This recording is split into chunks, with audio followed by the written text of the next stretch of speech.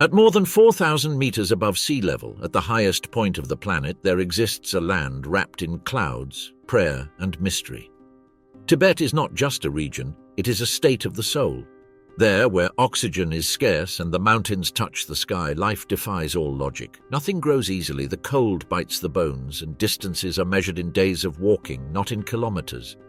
But what the world sees as inhospitable, Tibetans call home, a home where spirituality blends with the everyday, and where human relationships, including love and marriage, take forms that to the rest of the world may seem unthinkable. Upon arriving at this plateau that feels more like a border between heaven and earth than part of the world, the traveler is greeted by a different kind of silence. It is not an empty silence, but one full of ancient whispers, mantras floating on the wind, and bells sounding in temples lost among the peaks. It is as if time itself has paused, as if the modern world merely brushes Tibet with a faint breeze. Here the rules of desire, of commitment, and of the body are not governed by the West. They are governed by the land, by the community, and by an ancestral wisdom that lives on in every gesture. And it is in this corner of the world that a millennia-old tradition continues to generate astonishment, incomprehension, and fascination, fraternal polyandry, a custom in which a single woman may marry multiple men who are usually brothers. Yes, in the most remote villages of Tibet, marriages between one woman and two or more brothers not only exist, but are considered an intelligent, practical, and even spiritual way to organize life.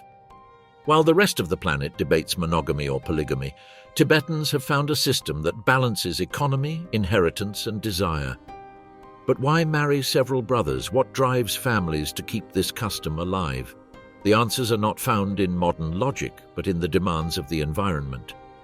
In Tibet, where arable land is scarce and the earth is almost sacred, dividing property among many children could spell a family's ruin. Instead, when brothers share a wife, they also share a home, livestock, work, and inheritance.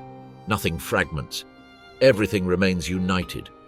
What might seem like a strange form of relationship is actually a survival strategy. For many women, marrying multiple men, all brothers, is not a burden but a guarantee. It means having multiple protectors, more help with fieldwork, and in many cases a more emotionally balanced life. In Tibetan villages, where a male presence is essential to face the climate, herd yaks, and sustain agricultural production, having more than one husband is an advantage. While one is in the mountains, another can stay at home. While one cares for the children, another chops wood, and so everyone contributes. Everyone lives together. Contrary to what many think, there is no jealousy. There are no disputes over intimacy. There exists an established harmony, a kind of unspoken calendar, an acceptance based not on instinct but on shared duty. In fact, on many occasions the brothers who marry the same woman have known from childhood that this would be their fate. They learned it from their parents, saw it in their uncles. They grew up with the idea that love is not always divided, sometimes it multiplies. And for the women, the role is complex and powerful. They are the ones who unify, they are the ones who maintain the home's emotional balance. Their role is not limited to affection. They are also organizers, guardians of rituals, and often responsible for preserving harmony among the brothers. The bond is not simply physical, it is spiritual. It is founded on mutual respect, daily cooperation, and a deep connection with the land. Of course, from the outside, this tradition raises all kinds of questions. And the children, how is fatherhood defined? Who decides which brother shares the bed each night? The answer is simpler and more symbolic than one might imagine. In many families, it does not matter who the biological father is. All the brothers are considered fathers of the child. All of them raise him. All of them educate him. And the surname, inheritance, and identity are built not on DNA, but on community. Night in Tibet is cold, but the houses are warm, made of stone, wood, and rammed earth. Tibetan homes are designed to withstand extreme weather. Inside, the fire never goes out. And around that fire, entire families gather, including the multiple husbands of a single woman. They take turns sharing the hearth with her naturally, without hiding. For them, there is nothing to hide. It is their way of life. It is their culture.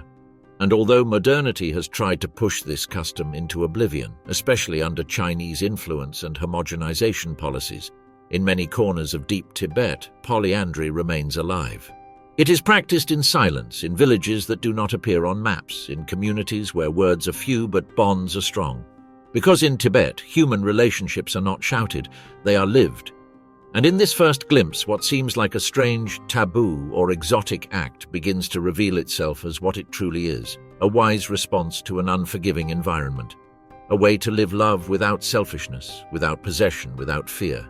An ancestral structure that prioritizes community over the individual, a reflection of the Tibetan soul, serene, profound, and surprisingly free. Life in Tibet is not measured by clocks, but by cycles of sun and shadow, wind and silence. Here, slowness is a virtue, and time drags with the solemnity of a mantra. There is no hurry because everything is eternal. The snow falls without haste, prayers repeat unceasingly, and human relationships mature with the seasons. In this second glimpse into this mystical land, we enter Tibetan homes to observe not only how multiple husbands live with a single woman, but how desire, faith, and custom intertwine in the home's most intimate spaces. The traditional Tibetan home is designed to withstand the cold and bring the family together. A single space serves as kitchen, bedroom, and prayer room. There, in a chamber with altars to Buddha, portraits of ancestors, yak butter lamps, and sacred curtains of many colors, the wife sleeps surrounded by her husbands, not all at once. There is an unspoken but respected order marking who shares her bed each night. Some follow a rotation of days, others a more fluid logic based on emotional closeness or availability. What matters is not frequency, but harmony. Intimacy, then, is not reduced to the physical. It becomes an act of spiritual presence. In a place where reincarnation is part of daily life, the body is not seen as purely carnal, but as a vehicle of energy. Each touch carries symbolic weight. To touch is not just an act of pleasure, it is sharing karma, destiny, history. That is why in many polyandrous marriages there is no drama of jealousy. The woman is not seen as property, but as the center of balance. And the brothers, far from competing, cultivate a loyalty forged since childhood. They have slept under the same roof, pastured together, prayed together. To share their wife is an extension of that brotherhood. From a young age, many Tibetan girls grow up knowing they might marry multiple men. They do not see it as a rarity, but as part of their community's natural fabric. Upon reaching adolescence, some already sense which family they will join, especially if their parents have arranged the marriage with a neighboring household that has several sons. The engagement is a pact of mutual benefit. Lands are consolidated, alliances strengthened, continuity of the household guaranteed. But within that arrangement, the woman still has room to choose. Often she is consulted. She is allowed to meet the brothers, visit them, forge a bond before the definitive union. Once married, her role becomes central. She is not only mother and wife, but also household manager, spiritual leader, ritual organizer, and protector of the lineage. In her figure converge the masculine energies of her husbands and the expectations of the extended family. Therefore, her place in the home is not peripheral, but sacred. She is the one who lights the first lamp at dawn, offers the first cup of tea to Buddha, gently washes the statuettes, and prays with her gaze fixed on the mountain. Her beauty is not defined by curves, but by composure, serenity, and devotion. In Tibetan villages, the rituals of courtship differ. There are no dates or fleeting glances on social media. Here, seduction happens through gestures. A brother may offer his future wife a piece of hand-woven cloth, a mantra-engraved stone, or simply constant, silent help with fieldwork. She, in turn, may respond with a flower hidden in his meal bowl, a prayer recited beside him at dawn, or a lingering smile beneath her veil. When night falls and the house sinks into darkness, the air thick with incense and prayers fading like echoes, the woman lies down with one of her husbands. There is no public sexual ritual or vulgarity. Everything happens with respect, often behind thick curtains or symbolic dividers. The next day she resumes her role as mother and wife to all. If one brother must travel with the caravan, another stays home. If the youngest lacks experience, the elders guide him patiently. There are no strict hierarchies. All are necessary. All contribute. Children, raised in this structure, grow with a broad view of affection. They have several fathers, but none dominates as the sole figure. They know they were conceived with love, although not always exclusively. And they grow among songs, work, study of the scriptures, and play with yaks. In Tibetan villages, childhood is free and punishment rare. Discipline is taught by example and calm. But what happens when conflict arises, when one brother falls more deeply in love or when one wishes to break the pact? That is also anticipated. Some families have unwritten agreements to resolve tensions. They turn to the village lama, the wise elder, or the family council. They perform harmonizing rituals, they renew vows, and if nothing works, some choose to separate peacefully without scandal or judgment. In Tibet, even breakups can be serene. Modernity, of course, has brought challenges. In larger cities, such as Lhasa, these traditions are viewed with suspicion. The Chinese educational system, imposed family laws, and pressure to normalize marriages have caused polyandry to decline. Many young women refuse to marry multiple brothers. They opt for a single spouse or even leave for the city. But in the mountain villages, far from cameras and laws, the custom endures. Not out of rebellion, but conviction. For the Tibetan women living in these shared households, there is also a sense of pride. They know their role is not easy. They know many would judge them, but they do not live for external judgment. They live to support their families, to honor their gods, and to keep the ever-burning flame alive. A story from the Sarang Valley tells of a woman named Dorje Lamo, who married 4 brothers. For 40 years she upheld the household, raised 9 children, organized rituals, tended the livestock, and never allowed herself rest. When she died, the brothers built a small shrine bearing her name. Each winter they place offerings there, butter, rice, incense, not out of obligation but gratitude, because they know that without her they would not be who they are. Such is life in Tibet, full of paradoxes, where extreme altitude coexists with humility, where the forbidden becomes sacred, and where women who share their bed with multiple men are not objects of scandal but pillars of a wisdom the West is only beginning to understand. At more than 4,000 meters above sea level, at the edge of the world, silence may last for weeks and storms can erase entire paths, but love is not spoken, it is shown. What matters is action, gesture, and care. In these contexts, human relationships take on meanings far beyond romantic notions. They become pacts of life, alliances before the abyss. Inside many communities, especially among the Inuit and Yupik people, there exists an almost poetic way of describing a loved one who walks with you on the ice without looking back. This simple phrase encapsulates a profound philosophy. Here, a partner is not a sentimental accessory. It is an ally, a fellow traveler, a presence that can mean the difference between freezing to death or waking at dawn with a beating heart. That is why family structures are often more flexible than elsewhere. Although monogamy has been promoted by introduced religions and contact with Western culture, traditional practices of sharing a partner in certain contexts still endure, albeit more discreetly and symbolically. What matters to the inhabitants of these regions is not exclusivity, but harmony, emotional stability, trust built over time. In that sense, the act of lending the woman, or more precisely of offering her company to the visitor, must not be interpreted through the eyes of the outside world. It is not a matter of submission or of commerce.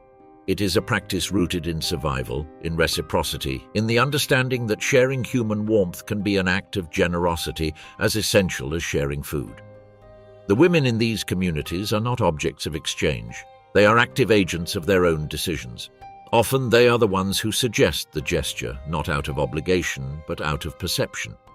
Because the foreigner who arrives, if he is worthy, if he shows respect, if he understands the unwritten code of the snow, can be welcomed in a way that transforms his life. And we are not only speaking of sexual encounters. Sometimes hospitality is expressed in more subtle forms, sleeping together without touching, sharing stories under thick blankets, preparing a meal with special care.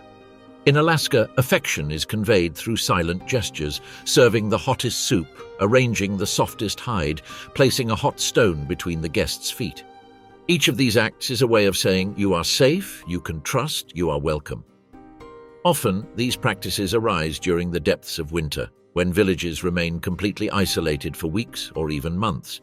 In that time, the world shrinks to a handful of faces. The routine becomes slow, introspective. Relationships change, unexpected bonds emerge. Liberties are allowed that in another context might seem inconceivable, but in the heart of the Arctic the rules change and human connection becomes an instinct, a vital necessity. This kind of openness is also linked to a profound sense of community. In traditional villages, everyone cares for everyone. Children are raised collectively, elders are honored and listened to, and sexuality, rather than being taboo, is understood as part of the cycle of life. There is no shame in speaking of desire. There is no guilt in admitting that sometimes the body needs more than shelter, it needs closeness. Of course, these customs have not remained unchanged. Today, many communities have restricted or abandoned these practices for various reasons. Religious pressure, the arrival of social networks, formal Western education. But on the fringes of civilization, where ice still rules and tradition still breathes, the echo of these customs remains alive.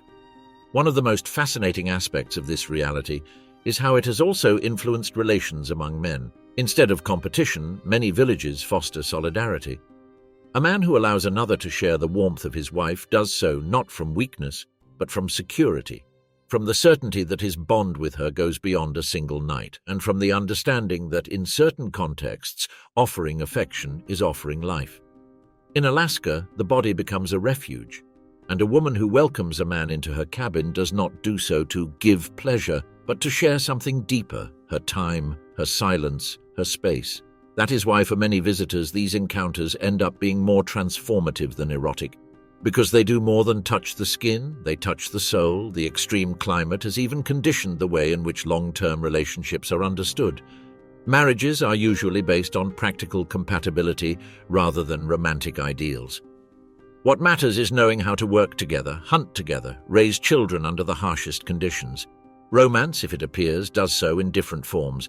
A new hand-sewn coat, a particularly smoked piece of fish, a word spoken just before sleep. And yet in the midst of this hardship, love flourishes, silently but powerfully. Sometimes a couple forms after sharing several moons in the same cabin, other times after an entire winter of shared glances and tasks. There are no dates or social networks. There is intuition, closeness, time.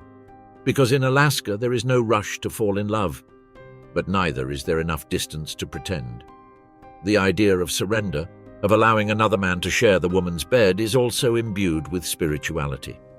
In certain Inuit cultures, it is believed that bodies have memories that are cleansed through proper contact, that there are men and women who bring energies that balance the home, and that a night shared, if conducted with respect, can renew the household's harmony.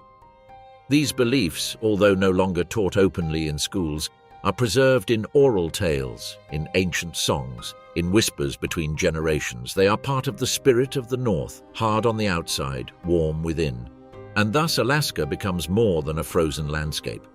It is a mirror, one that reflects who we are when confronted with the essential, the need for warmth, for connection, for belonging. Here, love is not measured by words or rings. It is measured in fires that do not go out, in hides that are shared, in silences that embrace. Snow falls slowly upon the earthen roofs, covering the fields as if a silent mantle wished to protect Tibet from the world's changes. But not even the eternal mountains can halt the inevitable. In this region where time seemed frozen, modernity has begun to seep in like wind through the cracks of an old house. And although many villages still cling to their ancestors' customs, others are beginning to wonder how much longer they can sustain them. For centuries, Tibet lived in isolation. Its geography allowed it: rugged mountain ranges, hidden valleys, impossible paths. Caravans took weeks to reach the capitals, and outsiders could scarcely endure the thin air.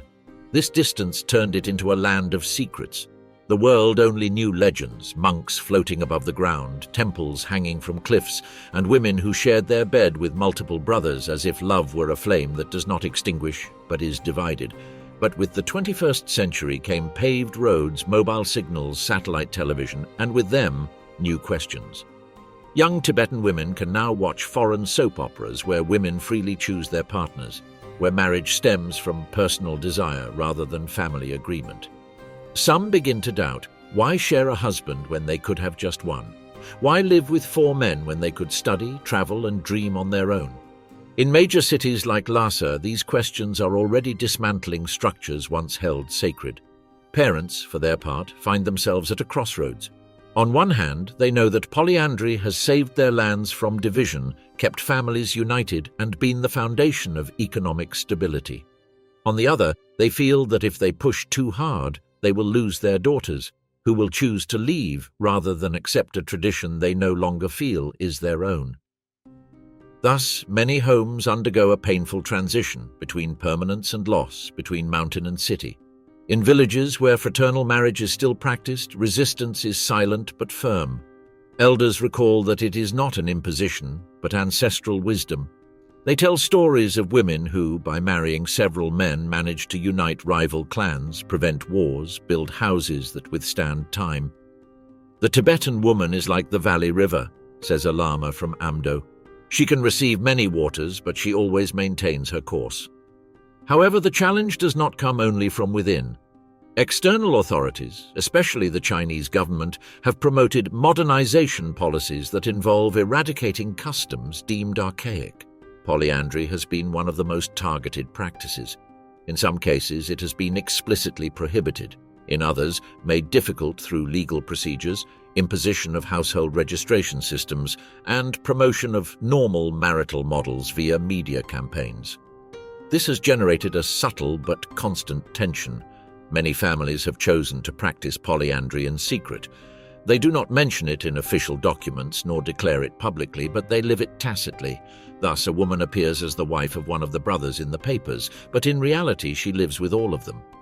In these cases, complicity is key. Everyone knows the truth, but everyone remains silent to protect it. This silencing, however, has had profound effects. Women are forced to hide their roles. They can no longer speak openly of their bonds. They can no longer organize communal ceremonies as before. In some areas, even schools have begun to teach that these marriages are wrong or shameful, generating in children a sense of guilt about their parents' way of life. Yet there are villages that resist with pride. In the most remote valleys, where external laws barely reach, families continue living as they always have. There, the concept of shame has no place. Children run freely between houses, brothers work the fields together, and the woman who united them remains the heart of the home. The strength of these communities lies not in rigidity, but in their capacity to adapt without losing their soul. Tibetan women who accept this way of life do so not out of submission, but out of consciousness. They know they are choosing something that challenges global norms, but they also know there is beauty in what they do. In their words, there is no resignation, but wisdom. "I do not need a man who promises me the world," says a peasant woman from Shigatse. "I prefer several who support it with their hands." This collective sense of love and life is what makes Tibet a unique place. In a world dominated by individualism, here the shared is still valued. Where others see oddity, they see strength. Where others see conflict, they see balance. And that vision is reflected in other aspects of their culture. Work, for example, is distributed without gender distinction. Women and men herd together, sew together, meditate together. Decisions are made as a group. Disputes are resolved with words. Even spirituality is communal. Prayers are offered aloud, like a chorus rising to the sky among fluttering prayer flags. Amid this web of traditions, an essential truth emerges. Tibet has survived not because of its isolation, but because of shared wisdom. And the women, especially those who have sustained marriages with multiple husbands, have been the true weavers of that web. Not with shouts or impositions, but with daily gestures, with patience, with silent firmness. Closing this journey through the sacred heights of the world, what remains is not only the image of an exotic custom. What remains is the understanding of a way of life where community matters more than the individual, where love is not possessed but shared, and where the woman is neither submissive nor dominant. She is the point of union, the invisible root that sustains the entire family structure. In Tibet, where the sky is closer and time seems woven of prayer, there are still places where brothers do not compete for a woman, but unite to build, together with her, a life in balance. And although the world changes, although laws attempt to erase what they do not understand, there will always be villages where this tradition endures like a flame that withstands the wind. Because there are things that do not die with progress. There are customs that need no words to defend themselves. They defend themselves each time a woman in the mountains of Tibet awakens before sunrise, lights the fire, and smiles knowing that she is not alone, but supported by a family that chose to share her, not out of weakness, but out of love.